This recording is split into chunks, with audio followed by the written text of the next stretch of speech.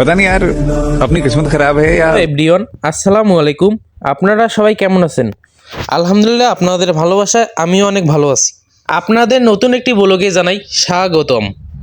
বরাবরের মতো বাসা থেকে বের হয়ে আমাদের ফসলের জমির উদ্দেশ্যে রওনা দিলাম আমার আব্বুকে একটু সাহায্য করার জন্য।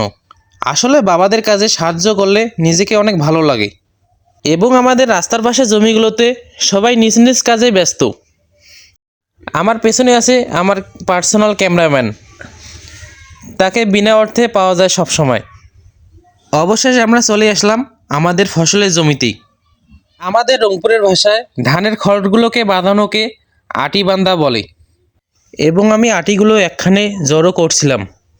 বাবারা এত কষ্ট করে শুধু আমাদের ভালো রাখার জন্যই। আজকের মতো এই ব্লগটি এখানেই শেষ, দেখা হবে অন্য কোনো ব্লগে।